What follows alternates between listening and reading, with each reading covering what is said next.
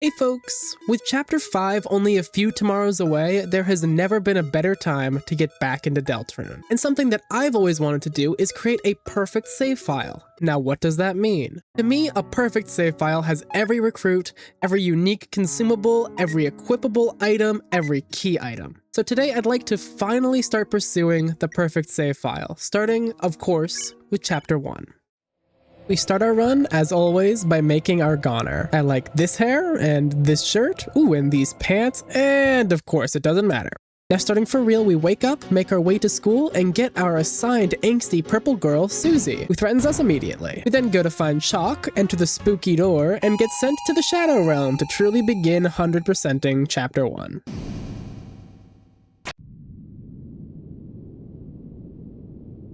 Alright, let's get to work. Our first item to get is the glow shard by taking this detour to the south. This item will sell for a pretty penny now, but will sell for much more in later chapters. But we won't sell it, because we're completionists. We easily clean up this eye puzzle, rejoin Susie, and encounter a mysterious figure, and easily dodge all their attacks. No hit, by the way. No big deal or anything.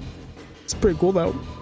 Next, we talk to our friendly neighborhood prince, Ralze. We listen to his story to be nice, something about darkners, dark fountains, an apocalypse, I don't know. Oh, there he goes. One Lancer fight later, and one fluffy hug later, and it's time to get to our first major area. Alright, we actually have a decent bit to do in the fields, but the first thing we have to do is not collect these candies. They will lock us out of getting the ancient chocolate in Chapter 4. Okay, so I'll level with you. I'm not exactly sure what will prevent you from getting the ancient chocolate. Some sources have said that you can't have dark candy or dark burgers at all in your save file. Some say if you have any of these consumable items in your storage or inventory before the event, you won't get it, at which point, like, it's not worth not being able to have revivements for the ancient sweet. However, I can tell you across all of these sources, grabbing the candy from this tree will prevent you from getting the ancient candy. So if you're interested in that, don't go for it. Anyway, back to the path, we talk to Top Chef and obtain the broken cake after Susie happened. Oh, I forgot to say, Susie ran off. And speaking of, we take a right at the room of splatted jigsaws and pick up the white ribbon. We re-obtain Susie, bully little checker guy, probably unimportant, and make our way to Sham, who sells a bunch of items we'll want, and we'll come back to him. Oh look, Susie's bullying again. More puzzling later, and we go left at the crossroads before the checkerboard and punch in this combo to obtain broken key C. Now for the checkerboard. Navigate the board, easily of course, picking a cool name with Lancer, and oh hey, look who's back! I don't even bother warning the Checker King about Susie because the king can't die. Just keep spamming bow until he rolls away. Oh, and there goes Susie again. Oh well. On to... First up, we head north at these weird whip turrets to obtain the Ragger. Then we solve another easy puzzle and check these squares at the bottom to solve an optional puzzle and obtain the dice brace. Yet another puzzle and a quick mini-boss, and we find yet more items to obtain. First up, we talk to Malleus and have him fix Top Chef's cake.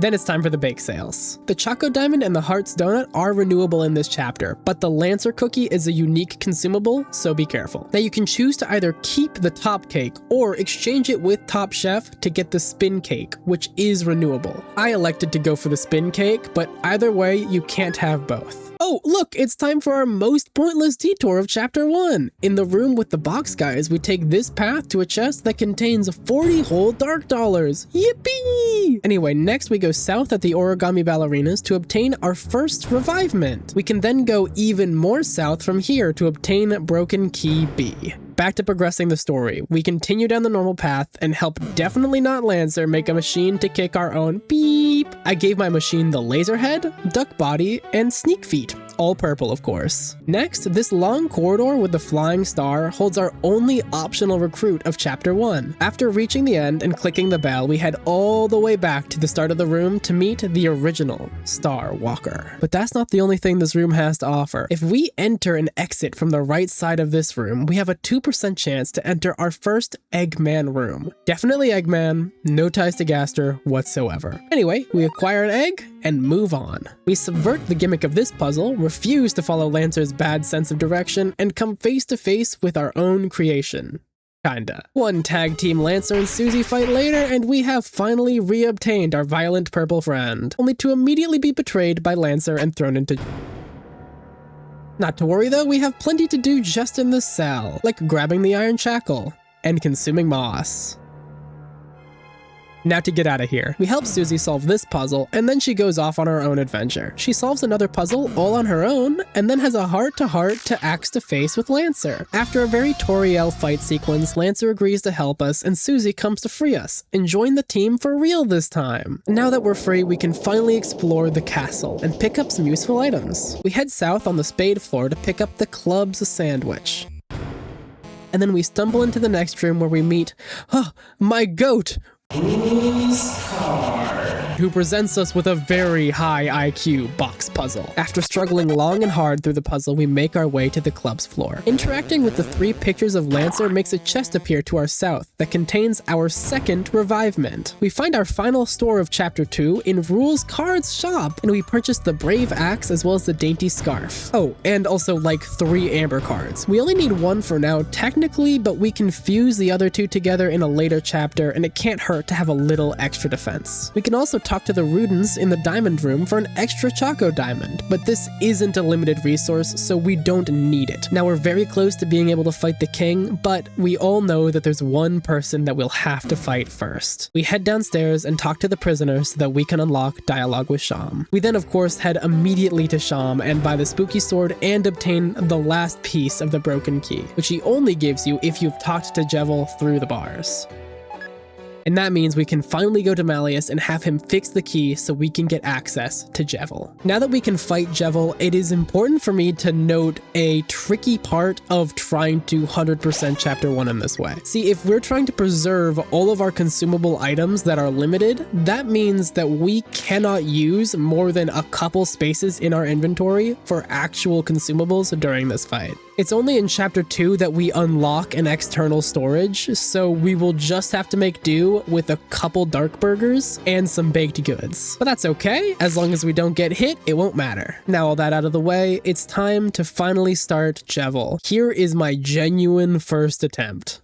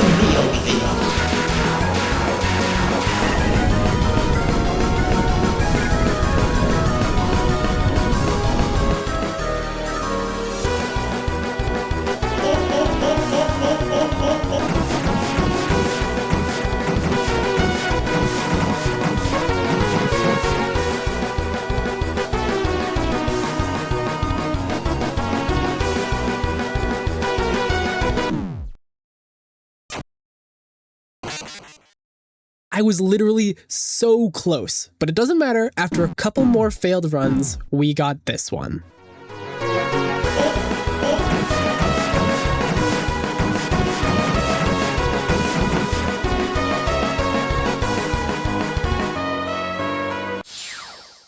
And there we go. I personally pacified Jevil to get the Devil's Tail, mostly because the Devil's Knife will get replaced later on, so Devil's Tail will have more use for us down the line. And we also got our first Shadow Crystal. Now that we've beaten Jevil, all that I have to do is pick up the Rules Rue, which I didn't pick up before because it's just objectively worse than a Dark Burger. And with that, we have our full, complete inventory for this chapter. At least one of every item.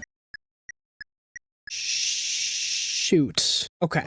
So, I used the spin cake during the Jevil fight. Obviously, you're gonna do that.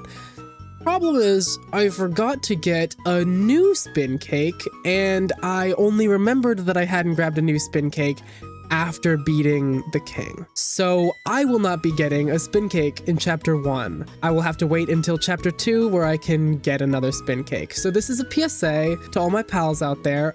Don't forget your spin cake. You'll regret it. Anyway, here's the equipment and the key items that we ended up with. Now that we've defeated Jevil, there's only one thing standing in our way. What? Rules card? And the Checker King?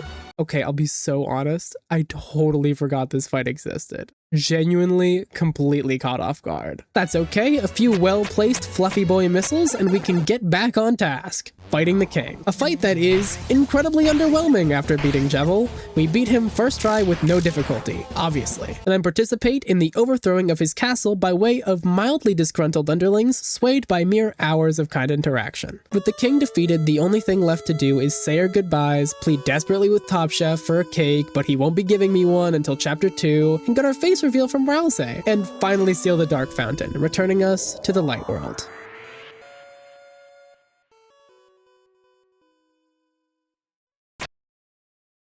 Now, while there isn't much to do in the Light World, there are a few things that we should do, like see this awful image of Pizza Pants.